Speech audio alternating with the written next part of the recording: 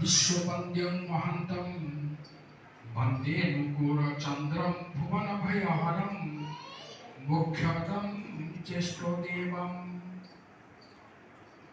परम दयाल परमाराध्यष्टदेव जीवनबंधु श्री श्री ठाकुर परमाराध्या जगत जननी श्री श्री बड़मा परम पूज्य पाद श्री श्री बड़दा परम पूज्य पाद श्री श्री आचार्य देव सभी कर आतुर श्री चरणे और शतकोटी विनम्र प्रणति निवेदन करुछि।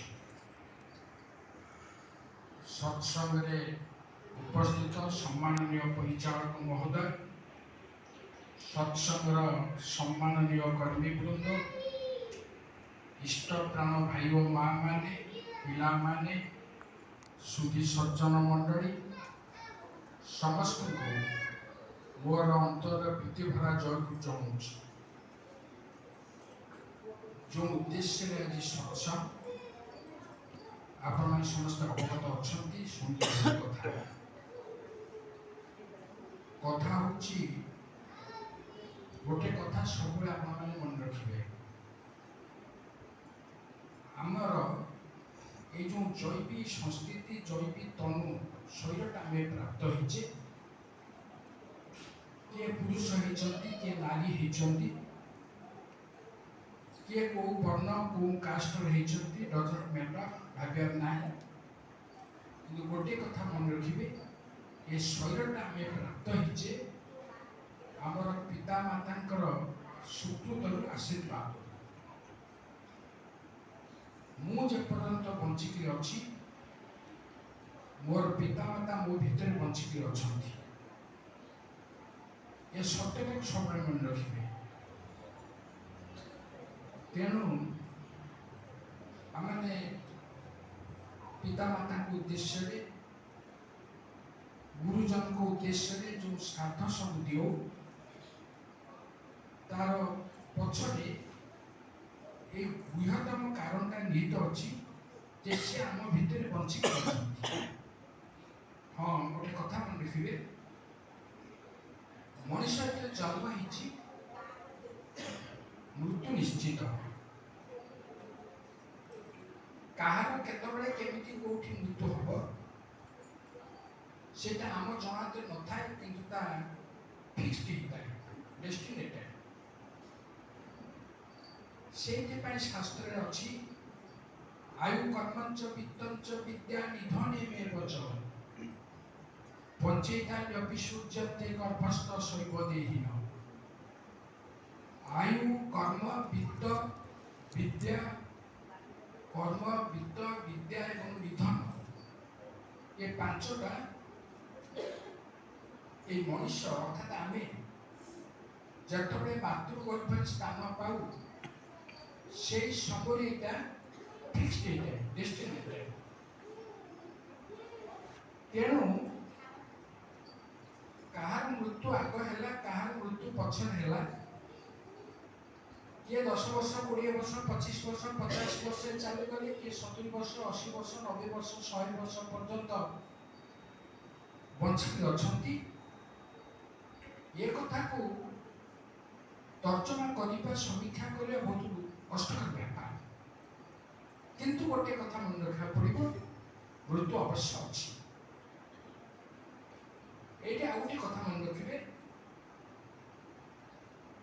वेदर भाष्य कराई जड़े विशिष्ट विद्वान ओडिशार इंजीनियर प्रियव्रत दास से वेदर भाष्य कर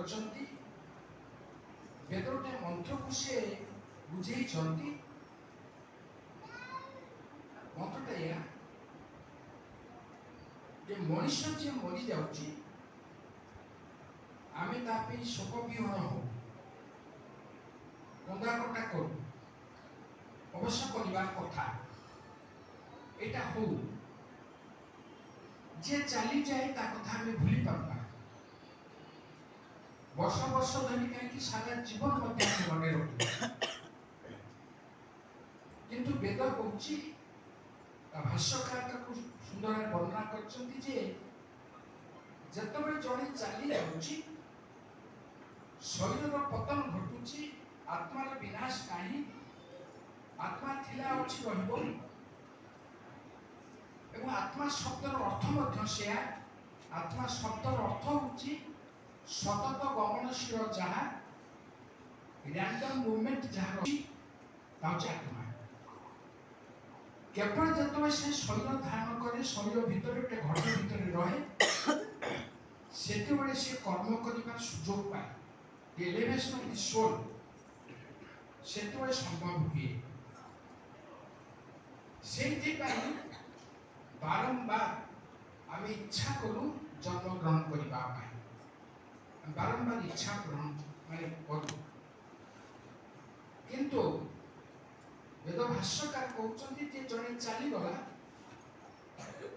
आम तार मृत्यु प्रयाण में आम विचलित हेलु विव्रत हेलु दुखित हेलु कांदी आकुल हेलु ताकता भाभी हेलु किंतु सी आउ कोठे जन्म हो सारा सिटी जन्म हेकरी से नुआ लुगा पिंधिकरी तार जन्मदिन केक काटुची केते लोग खुशी होउचंती से भी खुशी होउची आम एठी काम करछु एटा होची जीवन रो सबुठ गोटे विडंबना किंतु कांदिबा दरकार मैं कहिछि आ पुत्र कहि एई सकाशे जे स्मृति एपरि एक अवस्था स्मृति आम पाखे थाए मेमोरी कमती से स्मृतिटा को आम भूली पारना भूलवा उचित नुह से स्मृतिटा सब जड़ जड़ ही आम पाखे थाए रहा भी दरकार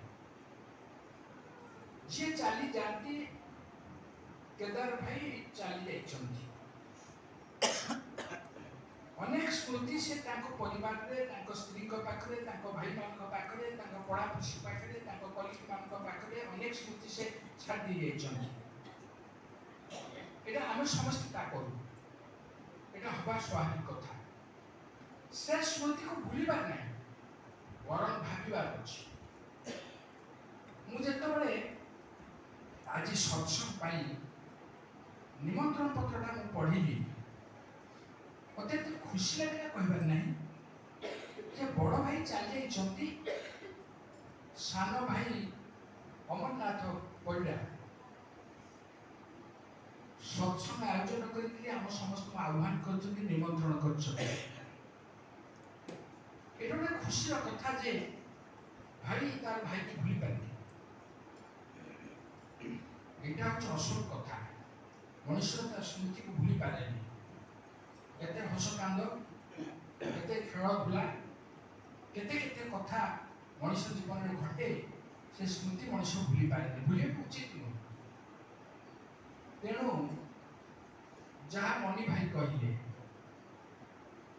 श्राद्ध दिवस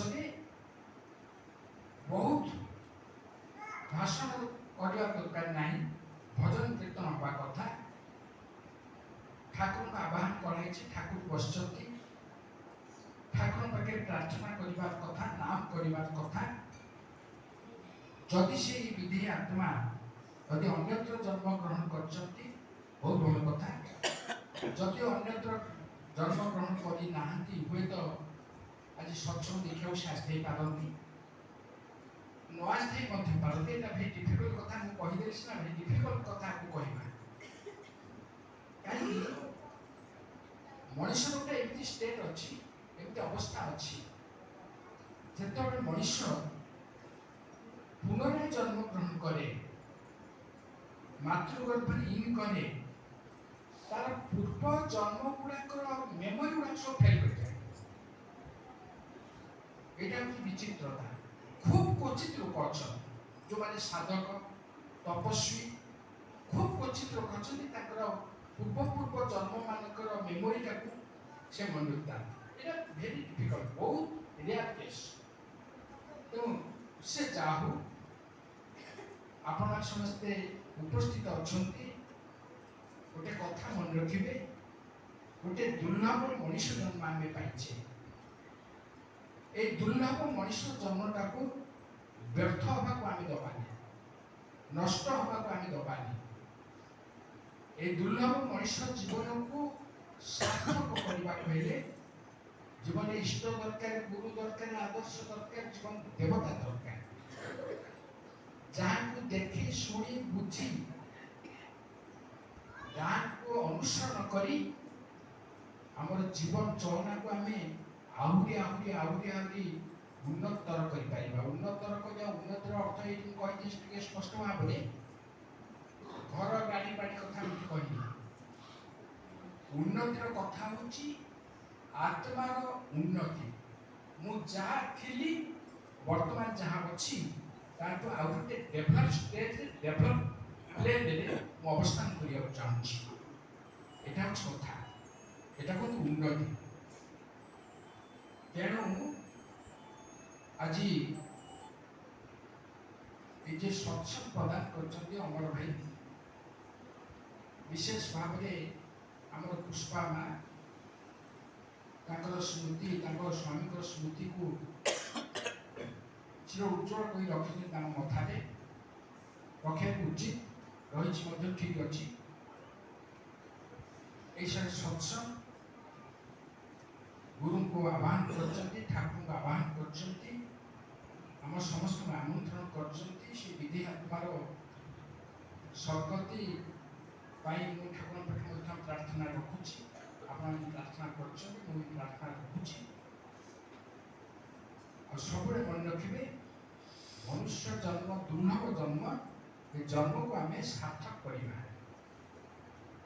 ଆମେ କାର୍ଯ୍ୟବଶତଃ ବହୁ ଜଞ୍ଜାଳରେ ଆବଦ୍ଧ ହେଇ ଆମ ଜୀବନର ଅସଲ ସତ୍ୟଟାକୁ ସବୁବେଳେ ଭୁଲି ଭୁଲି ଯାଉ। ଏଇଟା ହେଉଛି ଅସୁବିଧାର କଥା। ତେଣୁ ବିଶେଷ କଥା କିଛି କହିବାର ନାହିଁ। ଆମେ ନିର୍ଦ୍ଦିଷ୍ଟ ସମୟରେ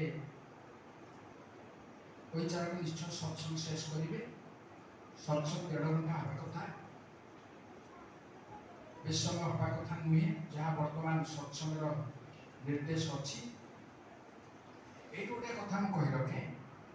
ଆମର କ୍ଷୀର ଭାଇ କ୍ଷୀରଚନ୍ଦ୍ର ସାହୁ, ସେ ଏବେ ଦେଓଘର ଯାଇଥିଲେ 15 ଦିନ ତଳେ, 15-20 ଦିନ ହେଲେ ବୋଧେ। ମୁଁ ତାଙ୍କୁ ପଚାରିଲି, ମୁଁ କହିଲି ଦେଓଘର ଯାଇଥିଲି, ସବୁ କ'ଣ ସବୁ ଶୁଣିକି ଆସିଲେ, କ'ଣ ସବୁ ଜାଣିଲେ? ସେ ଗୋଟେ ଭଲ କଥା କହିଲେ। କହିଲେ ଯେ ବର୍ତ୍ତମାନ ସତ୍ସଙ୍ଗ ଯୋଉଠି ହେଉଛି 1.5 ଘଣ୍ଟାକୁ ଅଧିକ ହେବା କଥା ନୁହେଁ, ଯାହା ଆଚାର୍ଯ୍ୟ ଚାହୁଁଛନ୍ତି। ଯୋଉଠି ଉତ୍ସବ ହେଉଛି ତା ଅଲଗା କଥା। ଆଉ ଉତ୍ସବ କହିଲେ ନୁହେଁ ଯେ ଆମେ ଗୋଟେ ମନକୁ ମନ ଉତ୍ସବ କୋଉଠି କରିବା। ଉତ୍ସବ ଯୋଉଠି ହେବ, ଶ୍ରୀ ଶ୍ରୀ ଆଚାର୍ଯ୍ୟଙ୍କର ଆଶୀର୍ବାଦ, ସତ୍ସଙ୍ଗ କର୍ତ୍ତୃପକ୍ଷଙ୍କର ପରମିଶନ ଲେଟର, ଏସବୁ ହାତରେ ଧରିକି ଉତ୍ସବ କରିବେ। ଆମର ମନ ହେଲେ ଆମେ 10 ଜଣ ବସିବୁ ନା ଉତ୍ସବ କରିଦେବା, ନା, ସେମିତି ହେଇପାରିବ। ସତ୍ସଙ୍ଗ କରିବା, ଆଉ ସତ୍ସଙ୍ଗ 1.5 ଘଣ୍ଟା। ଆଉ ଗୋଟେ କଥା କ୍ଷୀର ଭାଇ ଶୁଣିକି ଆସିଛନ୍ତି, ଆମେ ବି ସେ ଡାଉଟଟା କ୍ଲିୟର କରିବା ସବୁ ଦରକାର। କଥାଟା ହେଉଛି ଯେ ଏ ଯେଉଁ ଖରା ଦିନ ଆସିଲା, ହେଲେ ବର୍ତ୍ତମାନ ବୈଶାଖ ଜ୍ୟେଷ୍ଠ ମାସରେ ଭୀଷଣ ଖରା ହେବ। ଏପ୍ରିଲ ମେ ଜୁନ୍ ଖରା ଜୋର ହେବ। ତେଣୁ ଖରା ସମୟରେ ବିଳମ୍ବିତ ସମୟରେ ସତ୍ସଙ୍ଗ ନ କରି, ସତ୍ସଙ୍ଗ 10ଟାରେ କରି 12:30 12:30 ସମସ୍ତ କାର୍ଯ୍ୟକ୍ରମ ସତ୍ସଙ୍ଗ ସାରି 12:30 12:30 ଭିତରେ ସମସ୍ତେ ଘରକୁ ଚାଲି ଯାଆନ୍ତି। ଆମେ ସତ୍ସଙ୍ଗ ଆସୁଛେ, ଧର୍ମ କରୁଛୁ ମାନେ ବୋଲି ଖରାରେ ଡହଳ ବିକଳ ହେଇ କାହାର ସଂସ୍ଟ୍ରୋକ ହେବ, କାହାର ସୁଗାର ବଢ଼ିଯିବ, କିଏ କୋଉଠି ବାଟରେ ପଡ଼ିଯିବ, ଏ ଅବସ୍ଥା ଏମିତି ସୃଷ୍ଟି ନ ହେଲେ। ଏ କଥାଟା ଆମେ କହୁନୁ, ଏ କଥାଟା ପରମ ପୂଜ୍ୟପାଦ ଶ୍ରୀ ଶ୍ରୀ ଆଚାର୍ଯ୍ୟଙ୍କ ଇଚ୍ଛା। ସବୁବେଳେ ଆଉ ଗୋଟେ କଥା ମନେ ରଖିବେ, ଆଚାର୍ଯ୍ୟ ଯାହା କହୁଛନ୍ତି ବର୍ତ୍ତମାନ ପରିପ୍ରେକ୍ଷୀ ଆମମାନଙ୍କୁ, ଆମେ ନିଷ୍ଠାପର ଭାବେ ସେଇଟା ମାନିକି ଚଳିବା। ମନ ଇଚ୍ଛା କିଛି କରିବାକୁ ଚେଷ୍ଟା କରିବା ନାହିଁ। ମନ ଇଚ୍ଛା କିଛି କରିବାକୁ ଚେଷ୍ଟା କଲେ ବିଭ୍ରାଟ ହବ। ବିଭ୍ରାଟ ଯାହା କହନ୍ତି ବିଭ୍ରାଟ ହବ। ମୁଁ ଦେଖୁଛି ଅନେକ, ମୁଁ ଶହ ଶହ ସତ୍ସଙ୍ଗୀ ପରିବାରକୁ ଯାଉଛି, ମୋର ସମ୍ପର୍କ ଅଛି। ଶହ ଶହ ସତ୍ସଙ୍ଗୀ ପରିବାର ମାନଙ୍କ ସହିତ ମୋର ବି ବହୁତ ଆତ୍ମୀୟତା ଅଛି, ସମ୍ପର୍କ ଅଛି, କିନ୍ତୁ ତାଙ୍କ ଦୁଃଖ ତାଙ୍କର ସମସ୍ୟା ଆକୁ ଶୁଣିଲେ ମୁଣ୍ଡ ଖରାପ ହେଇଯାଏ। ତା ମାନେ କ'ଣ? ଆମେ ତ ନାମକା ବାସ୍ତେ ସତ୍ସଙ୍ଗୀ ହେଇ ରହିବା, ଯାହା ନିର୍ଦ୍ଦେଶ ଆଦେଶ ତାକୁ ନିଷ୍ଠାପର ଭାବରେ ଆମେ ପାଳନ କରିବାନି। ଆମର ସ୍ତ୍ରୀ, ଆମର ପୁଅ ଝିଅ, ଆମର ନାତି ନାତୁଣୀ ଆକୁ ପାଳନ କରିବେନି। ତା ମାନେ କ'ଣ? ଯେହେତୁ ବର୍ତ୍ତମାନ ବିଭିନ୍ନ ଜାଗାରେ ପ୍ରବଚନ ଦିଆ ହଉଛି, ଧର୍ମସଭା ହଉଛି, ମେଳା ମହୋତ୍ସବ ହଉଛି, ସତ୍ସଙ୍ଗ ତା ନୁହେଁ। ସତ୍ସଙ୍ଗ ହଉଛି ସତ୍ସଙ୍ଗ। ସତ୍ସଙ୍ଗ ହଉଛି ଯୋଉଠି ଆମେ ଜୀବନର ଖୋରାକ ପାଉ। ସତ୍ସଙ୍ଗ ମାନେ ହଉଛି ଶୃଙ୍ଖଳା। ଗୋଟେ ଶୃଙ୍ଖଳିତ ଜୀବନଯାପନ ଆମେ କରୁ, এটা হচ্ছে কথা। ତେଣୁ ଆପଣ ସମସ୍ତଙ୍କୁ ନିବେଦନ, ନିୟମିତ ଜପ ଧ୍ୟାନ କରିବେ, ଇଷ୍ଟବୃତ୍ତି କରିବେ। ଇଷ୍ଟବୃତ୍ତି କାହିଁ କରନ୍ତି, କିପରି କରନ୍ତି ଇତ୍ୟାଦି ଇତ୍ୟାଦି ପ୍ରଶ୍ନ ଲଗାଇ ଠିକ ଭାବରେ ଇଷ୍ଟବୃତ୍ତି